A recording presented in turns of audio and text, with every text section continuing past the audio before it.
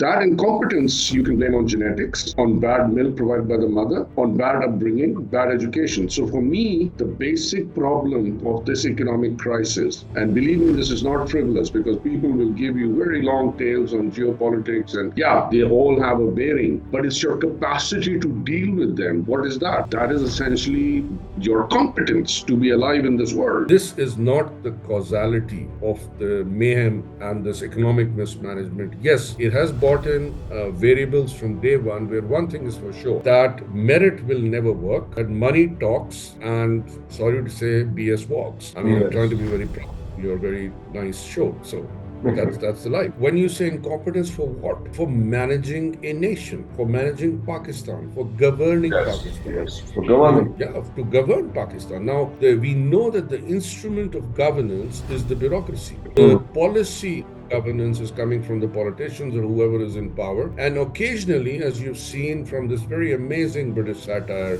Yes, Prime Minister, and you've seen the whole Hawthorne series. It's just magnificent. Watch Federal Post. Bold and independent.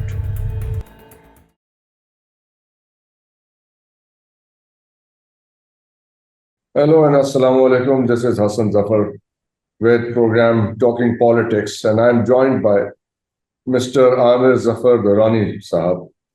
Amer Sahab has had a long career with World Bank, and he has worked in economic positions from where he understands Pakistan's economy. Durrani Sahab, welcome to Talking Politics. Thank you very much, Hassan. Very kind of you. But I have a career of 20 years other than the 20 years in the bank. So just let the viewers know. Thank you very much for adding that. Pakistan's economic woes are intensifying, prolonging, and there seems to be no decent end to it. What do you think is the matter with it? Why can't these problems be solved? I think that's a very, it's a very small question, which is a very, very big question.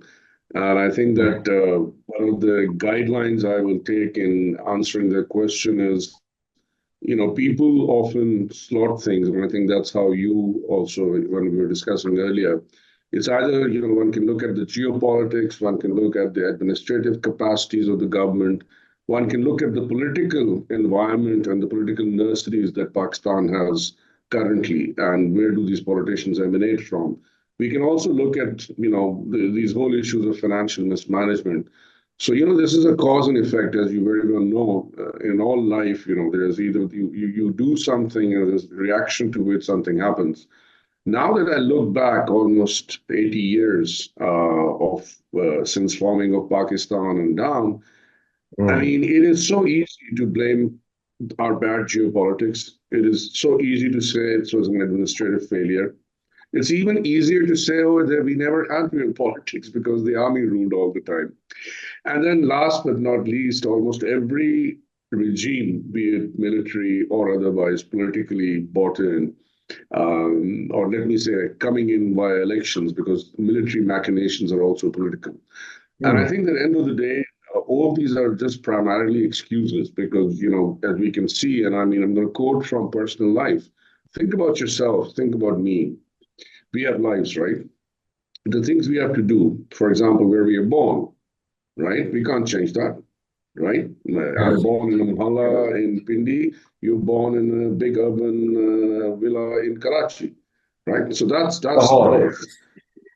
your geopolitical positioning, right? You were born in Rani, I'm born in Durrani or a Satuzai or whatever. That's geopolitical positioning. That you have enemies, you have friends. That's there. It's because of where you are on Earth. Then you look at the administrative side, right? That basically starts with something where certain amount of competence starts coming up. You start making administrative decisions even when you are born. I mean, primary administrative decision is to cry for milk. So that's your administrative decision. So if you do those decisions, then the next one that we have to think about, again, moving on to politics. You have your politics, I have my politics. These are basically views of which side we are bent on based on certain principles that depart from basic morality, or at least that's what politicians think.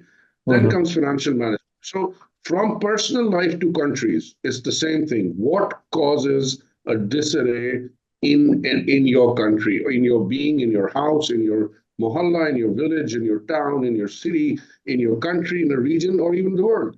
What causes that is sheer and utter incompetence, right?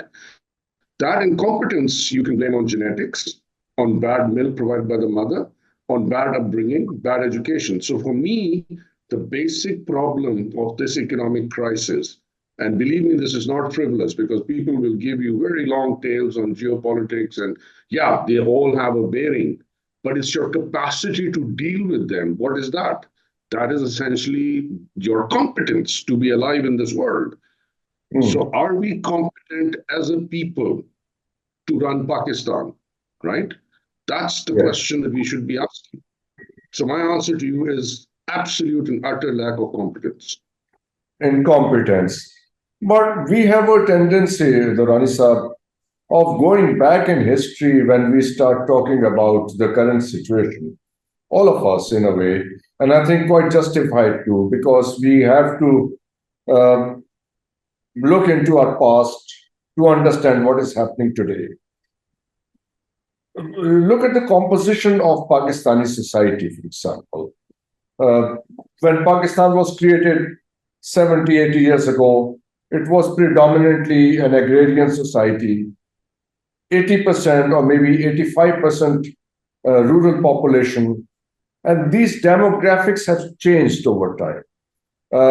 We have witnessed uh, a very high rate of urbanization during the last 20 years. And I think now the balance might be 60 40% urban population, if you like to. I'm not quoting any exact figures. What I'm trying to get at is that the way this political uh, settings have changed over the period. And the balance that was more in favor of the bureaucracy and the political elite, which was predominantly feudal elite. How do you see this? Because this whole idea of incompetence and vested interests, how do you think this combination has played out in creating the situation that we are facing today? No, Hassan, again, a very good question, and I think this needs a very quick, but I think I'll be very straight in answering this. The urban-rural divide has existed, and the change in urbanization, depending on which region you are in, obviously has Mm. changed. One of the greatest examples I normally give is, what is an agrarian economy? I mean, the Mekong sub-region is an agrarian economy. Mm. India is an agrarian economy. Pakistan is an agrarian economy. Any part of the world that has arable land, or just again, it's a matter of geopolitics, right? So then we come to your second part, which is like this creates a feudal elite, or we have always associated. And I think again there is a problem here. There have been many books written about this, including books like The Mystery of Social Capital. Then there is the History of Social Pollution in Pakistan. Very, very fantastic book.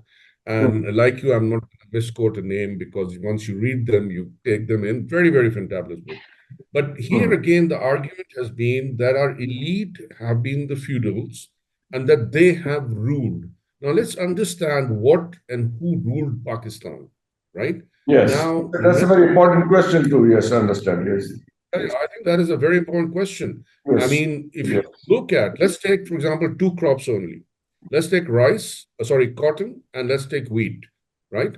If you look at the major plantation area by per square meter output, Mm. Punjab has been by and large the largest, and some parts of southern Sindh start coming in when we look at northern Sindh. Mm. Now, parts of KP, but still touching very close by. They all have wheat, they all have cotton, but in very minute quantities. But real concentration is Punjab. And that has reflected in the wealth of Punjab, that Punjab alone accounts for 60 to 70% of the GDP of Pakistan.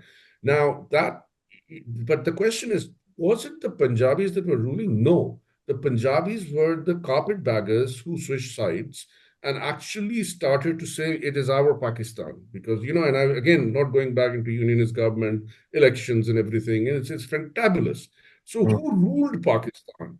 I mean, let's look at the coterie, right? I mean, I will give you two extreme examples. One, that of Qazi Isa, the father of now present, or maybe, yeah, the father of a very good friend of Qaid Azam's in Balochistan, aligned Sardar. I'll give you an example on the other hand of Liaquat Ali Khan, and then take the example of Qaid Azam Muhammad Ali Jinnah himself. Yes. Get all the theologians who actually chose not to come to Pakistan, right after the formation of Pakistan. So then you have, a wayward and a sidelined Allama Iqbal. And so essentially what we are thinking here is that the ruling class of Pakistan emerged from Karachi, right? So essentially they were disenfranchised, in my mind, simply because Punjab, the Tiwanas, the Hayats, the Qureshis, the Multani, Waderas, and Peers. Now, it's really fantabulous, even if you look at how religion and Sufism across this area, right? Yes. You will find fewer of them in KP and Balochistan. You will find more of them in Sindh and in Punjab, right? So therefore, I would like to really beg to differ that there has been an elite that has ruled Pakistan. That it has always been feudal, the answer is maybe no. The feudal elite, as we started calling, I mean, especially post the Bhutto's, saying that we're going to bring the Green Revolution, which had partly started during, if you start reading donor assistance and how a development assistance flew into Pakistan in Ayub's time. Now, Bhutto really made a slogan out of it, right? Despite being an elite himself, Bhutto alone owned enough land that there were certain more than scores of railway stations that you could pass through and you were still within the then Bhutto whatever land, right? Yeah. So hundreds and thousands of acres, yes. Yes, absolutely. Then who's the single largest landowner in Punjab that emerged? The Khars, then who slowly lost, and then after them is Imam and Abda.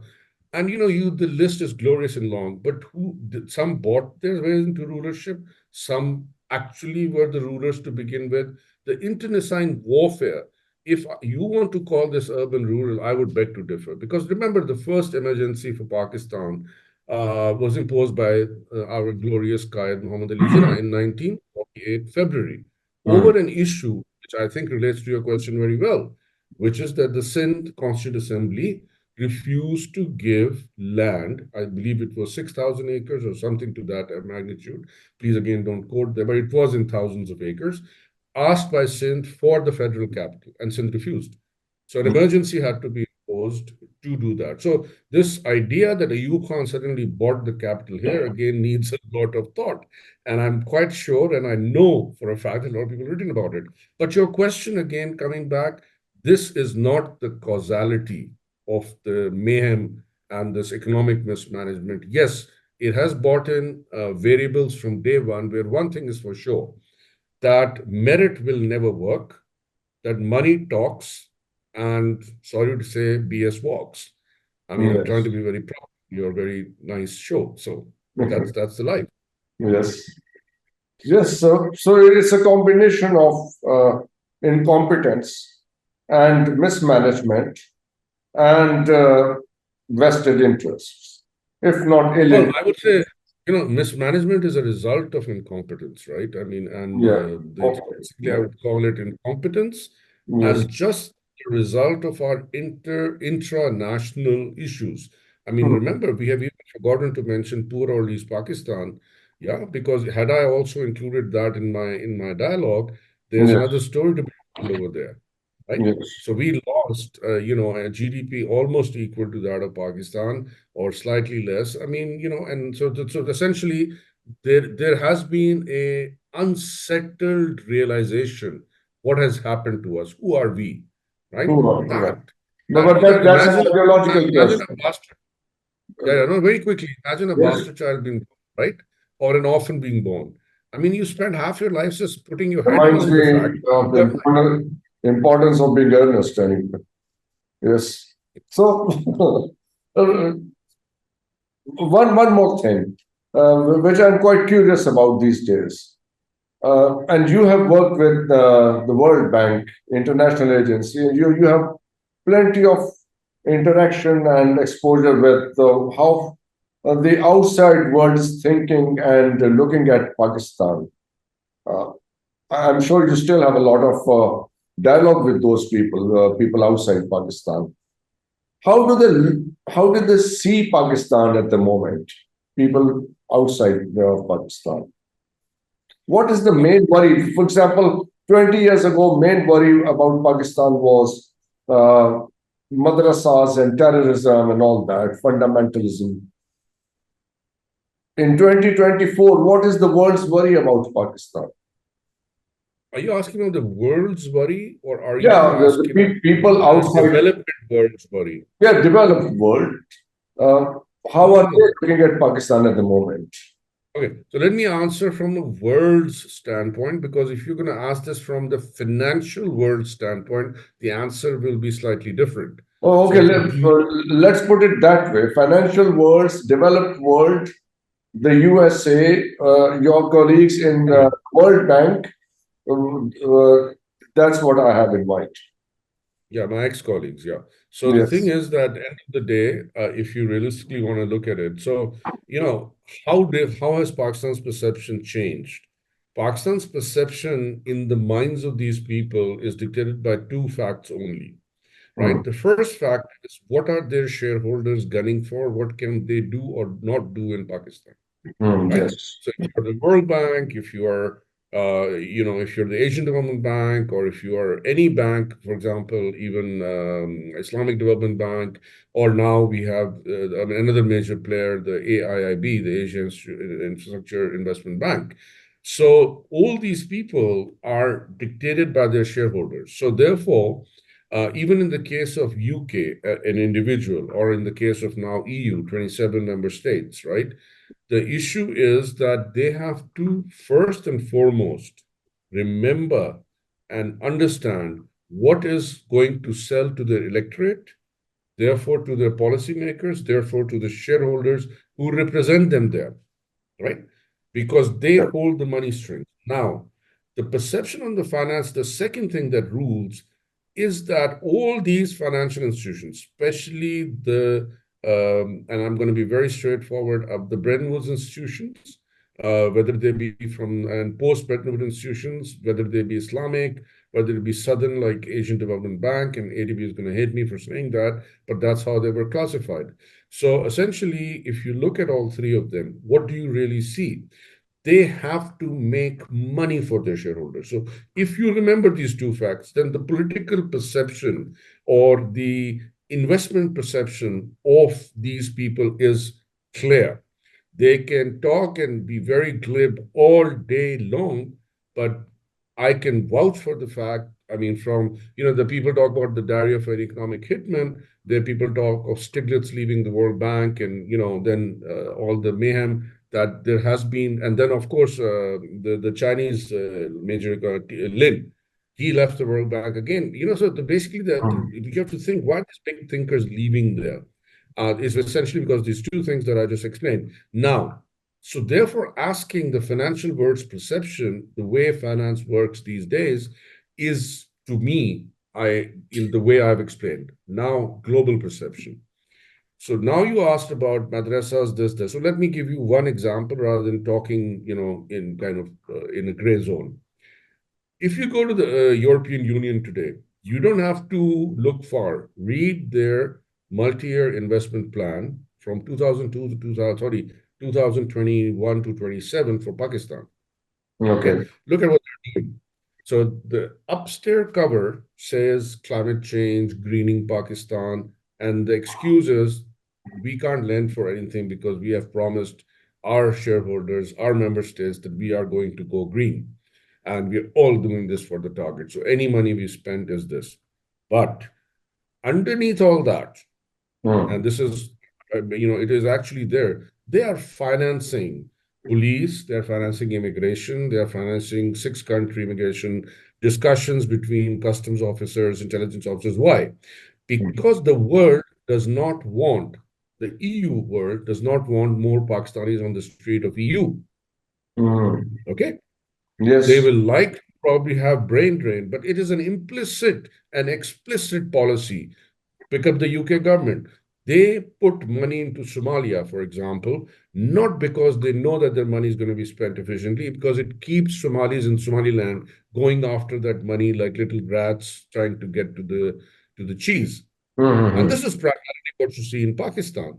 So the Mm. impression, they really don't care about Taliban. They really don't care about madrasas. All they want is to contain. Now, second thing, when you talk in the context of Pakistan, this whole, eating grass and becoming a nuclear state does pinch. It changes the, how do I call it? It changes the argument of global views about us very, Yes. very amazingly. And the third thing is that they all believe that the only institution that is politically talkable to, if you really want something done, are the armed forces, particularly the military of Pakistan. And that's it. And that's So it. that's it. They Of don't give course. a damn about our mountains. They don't give a damn about us being a tourist destination. They don't give a damn about TTP, TL. I mean, honestly, And 20 years. even your political class, and they are really not interested in uh, I mean, having political democratic institutions in this country. I mean, it just sounds good, sounds no, politically but correct. I mean, tell me why Pakistan should be democratic and understanding democratic principles when what is happening in Gaza is happening, right? Yes. Should it be happening under those same principles? No. On No. one hand, you can kill 30,000 children in a few weeks. And on the other hand, you're saying, why are we beating up 5 children here? What Are, happens to these are we principles of, saying, Durrani Saab, that this age of political correctness is over? no, no, actually, what I'm saying is this adage of political correctness, the term political correctness will take on a new meaning. And I think Okay. you yourself know what I'm alluding to. First, this all multilateral movement of having multilateral consensus globally, which started with the post Second World War era, well, when some trials after the First World War, is now becoming quite very much a failed experiment. You have not been able to kick Russia out of Ukraine, have you? You Mm. have not been able to stop Israel from waging this war. You have Mm. not been able to stop America for making wars everywhere from Vietnam down till Iraq, till destroying the complete Arab Middle East as it stood, right? So Yes. forget about Sykes-Picot, forget about Durand lines and Mortimer Durand. The thing to discuss today is that who is preaching from which pulpit are they preaching? So this pulpit of multilateral global rules, which everyone loves, because as if they know if it fails, we're going to fall by the wayside. Well, Mm. it never Mm. has it. Yes. I know what you're saying. This intellectual discussion is very, I think, is very important to have this discussion. Um, but when we think about today's Pakistan, and I said in the beginning that we have a tendency of going back in history. There is something that we are carrying from our colonial history, and it is pretty rotten at the moment, is the bureaucratic structure, that damn steel frame that we just can't stop holding on to. How far you think is this steel frame, the so-called steel frame, responsible for where things are today? Well, I mean, let's go back to point number one, which is you said, what is really wrong? Why do we are going through the economic woes and crisis? And we said, okay, it's geopolitical, it could be administrative. But no, I said it's all about incompetence. Now, when you say incompetence for what? For managing a nation, for managing Pakistan, for governing Yes, Pakistan. yes, for Now, governing. yeah, to govern Pakistan. Now, we know that the instrument of governance is the bureaucracy.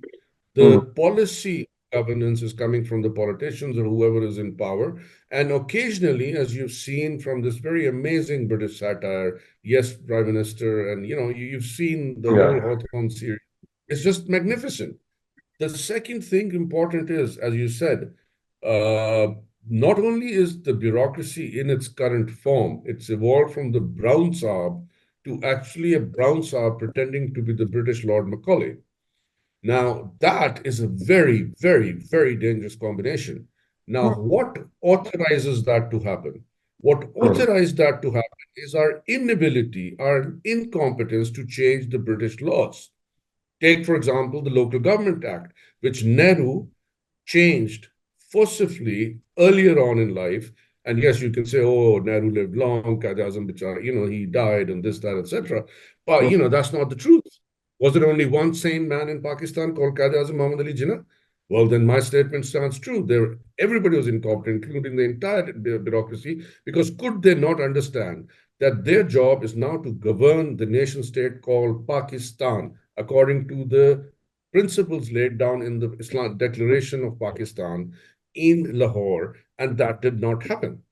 So the bureaucrats are currently working with that frame. Is not the bureaucrats. The bureaucrats just run from one part of the frame like a little, that little thingy on games that you see. But the frame is the extractive laws. Pick up any law of Pakistan, pick up the Constitution of Pakistan, a cut and paste, pick up the laws, Arbitration Act, the Railway Act. I mean, it continues till the cows can come home. Have we no time to make our own laws in 80 years? Are the British laws so good? Remember, the British laws were there so that this Brown Saab, which we call bureaucracy of Pakistan now, rule not to benefit the public. It is to keep the public away, the common man away from the Gora Sahab. Extract the money and take that money back to London, yes. And send it to London. And they have been doing exactly the same. Earlier, they were doing it for the lords. Now they're doing it for our politicians and our generals and everything. They were doing it for the English Sarkar. Now they are doing it for themselves. Simple as that. Oh, no, so nothing has changed. Nothing has changed. No, not that. In other words, people of Pakistan have not benefited from the independence or the leaving of the British from this land. I think you've summed it up rather well. You leave me speechless. No, I am speechless because the way things are. So what is the way out? We have identified a roadblock. If you allow me to say, if this is the roadblock, what is the way to break it and find a way forward? Yeah, look, I mean, one could be rather utopian and say that, oh, there's... No, I'm trying to be totally practical. Okay, let's be very straightforward. And I'm trying to figure out something that is really doable. So let's assume that what you and I have agreed is the problem, and that you and I have agreed that the solution is to disband the bureaucracy. Totally disband the bureaucracy, come with the new bureaucracy and have an interim period. Number two, change the constitution and all the legal structure of Pakistan, right? If we agree on that, right? Let's say you and I have to make decisions. So this is what we decide. No. So I'll tell you how. I'll tell you how it's going to be done. Right. We need, and I say this publicly, disband the bureaucracy. Number one, we make certain amendments in the constitution. That's number two, you said. And but I'm telling you how. There are things how. Yes. Right. How. People don't agree on the how. So we all, let's say for a moment, on principle, we agree on these two things. Disband the bureaucracy. For starters. Now we come to the how. Yes, correct. Yeah, so basically agree on this, and there's a coterie of people, because that's how nations change. After all, if Pakistan came around because there was a coterie of people who believed in Pakistan, and they were able to bring about Pakistan. They were able to move millions of people across boundaries. So let's make that decision, have that group, and it's not me talking. There are many books about this change phenomena. Bring in, have a pact, bring in a proper hanging martial law or a theocratic revolution in Pakistan with a bunch of people saying either do it for Islam or do it for the will of the army. Bring back a proper martial law which has a ruthless dictator at least for 10 to 15 years. 10 to 15 years, 13 ministries only, if that's the figure we can agree on. You don't need more than 5 ministries at the federal level, given if you do the laws right. Because you really, what do you have to look after? The exchequer, the coinage of the country, the Yeah, citizenship of the country. That's all. Research and science to progress, right? yeah. And some matching Well, grants. we still have And that's it. external affairs and interior ministry and No, so that's under my citizenship. So if Ministry of Foreign Affairs stays, the State Bank stays, the Ministry of Finance stays because finance they're things. responsible Yes. collectively, right? That, And that's have a planning department like China, maybe or maybe not, but it's just a department. It's not a ministry. the Chinese You need government an can they can run China with 7 ministers. So why can't we? Yes. Yeah, the China, they ran the entire 30,000 megawatt dam, and we used to use this as a test case in the World Bank. There are good things you learn in the bank as well. So when the three gorges were built, we took an Indian delegation to show Indians were arguing about one of their dams as to how many people are going to be. So they had proposed a number for a 100 megawatt dam or 30,000 employees. Do you know how many people run the China Three Gorges Dam, really run it? 250 people. 30,000 people, megawatt. Oh, and managed. we recruit 300 bureaucrats in the federal government alone every year. It's massive. And look at the size of the government here, for God's sake. Yeah.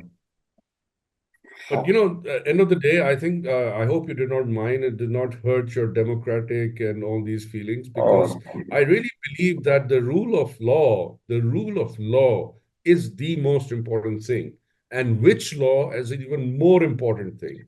I think Once you ensure that, and my property, my life is safe, you see, none of these things will exist, which you have just listed out to me. yes, you think the time has arrived when we will have to stop worrying about how people feel about what we think, and we just get down to have things done, get things done, Absolutely. regardless Absolutely. of There's the way you just asked my democratic feelings. No, my democratic feelings or any feelings will not be hurt as long as I see the job done. Yep. And we see a That's prosperous the whole Pakistan, point because here. we, the common people, want to live in a good Pakistan because we can have nowhere else to Exactly. go. These people who can So, spend so 300 days outside of Pakistan. that's what you have in mind. A good, strong government, authoritarian government that can implement and do. So, if we look at without going too far back in our history, if we go back 20 years back, Musharraf Saab's time, we witnessed this thing. That as long as he was being a dictator, things were all right. Things started to go wrong the minute he started to become a democratic person himself. Do you like to agree with I that? agree with you, but I think that one thing we forget to mention, because our entire talk is going to be taken very wrongly by a lot of people, because I we are know. going to give That's not my it worry, to doesn't. be honest. Yeah, well, I know, but let me just give you two positive scenarios. Let's say the army decides, and we have a martial law, which I would love, that suddenly the army says, no, we're going to let the current PDM rulers become stronger. Both scenarios are very bad. What we forgot there is, remember what we said, there is consensus on the what. Only then we will allow the how. Right? Yes. So whoever is going to do this had better come and talk to us. Otherwise, they are not going to be successful. Yeah. Right? It's you and me that they have to talk to. Not in their nice little corridor in their ACs and 20,000 medals or their sherwanis and everything. No. And how can that happen? Delay caused more Outright deaths in Hamlet, if you remember. Sorry, could you repeat that? More delay only caused more deaths in Hamlet. Yeah.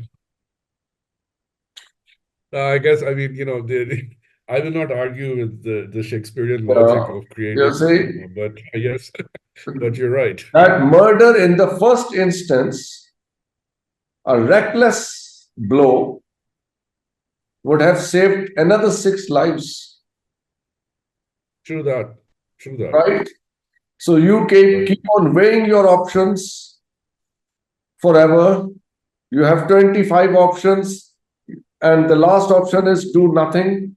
You check that box, and you have to do all those 24 things which you unchecked before. And that's how it ends. I have The no needful disagreement. will have to be done, Durrani Saab, but that's the whole thing. That's the whole point here. That is the whole point. That is the whole point. Thank you so much for your time. It's always lovely talking to you. I don't know how people would like to think about this conversation. It was not a typical interview that I would ask, typical structured questions. But I think this clarity is very important. This clarity is very good that you have shared with us. Thank you so much. The point where I wanted to bring this conversation in the end, that was very clearly spelled out. Thank you so much once again for joining me today.